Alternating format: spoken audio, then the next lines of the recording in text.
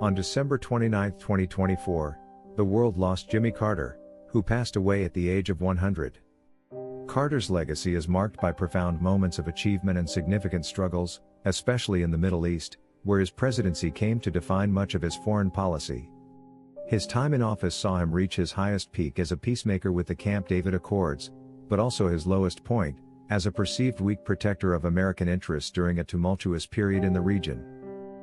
In 1977, Carter inherited a volatile Middle East, where tensions between Israel and the Arab world were high, and instability was rampant. His most notable achievement in the region came in 1978 when he brokered the Camp David Accords between Egypt and Israel. Egyptian President Anwar Sadat and Israeli Prime Minister Menahem Begin agreed to a framework for peace under Carter's mediation. The accords led to Egypt and Israel signing a peace treaty in 1979, effectively ending the threat of conflict between the two nations. This was a landmark achievement for Carter, as it significantly reduced the chances of another large-scale Arab-Israeli war, and, in turn, mitigated the possibility of nuclear conflict between the U.S. and the Soviet Union. However, the peace agreement also highlighted Carter's failure to secure Palestinian autonomy, and his decision to exclude the Palestine Liberation Organization, PLO, from negotiations has been criticized as a major flaw in his approach to the region. Carter's broader Middle East legacy is marked by contradictions. While he sought to promote peace, he also struggled with the complexities of Arab-Israeli relations and the realities of Cold War politics. The 1979 Iranian Revolution proved to be one of the most significant events of his presidency. As Iran's longtime ally, Shah Mohammad Reza Pahlavi, fell from power, the Carter administration faced the rise of the radical Ayatollah Ruhollah Khomeini, transforming Iran into a hostile, anti-American force in the region.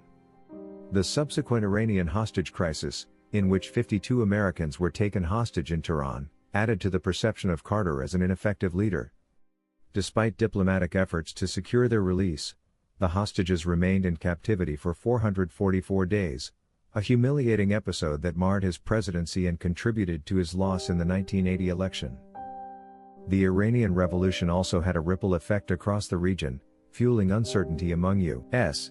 allies like Saudi Arabia, who feared the spread of revolution. In response to growing regional instability, Carter shifted his approach, becoming more open to military intervention. This shift became evident during the Second Yemenite War in 1979, when he authorized military aid to Saudi Arabia to protect its security. However, the growing instability in the Persian Gulf, particularly with the Soviet invasion of Afghanistan in December 1979, forced Carter to adopt what became known as the Carter Doctrine. In a speech that year, he declared that any attempt by an outside force to control the Persian Gulf would be seen as an assault on U.S.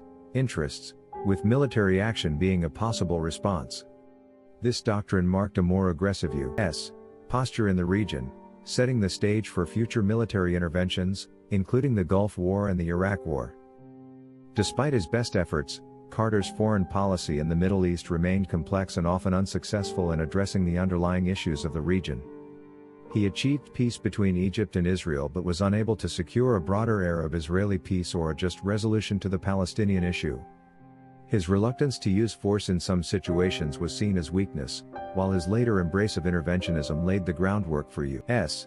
policies that would contribute to decades of military involvement, war, and instability in the region. In the end, Carter's Middle East legacy is a study in contradictions. He was a man of peace who could not resolve the region's deepest conflicts. His presidency was marked by a belief in human rights and diplomacy, but his failure to address the Palestinian question, coupled with his hesitant interventionism, paved the way for American policies that were far more militaristic and costly in the decades that followed.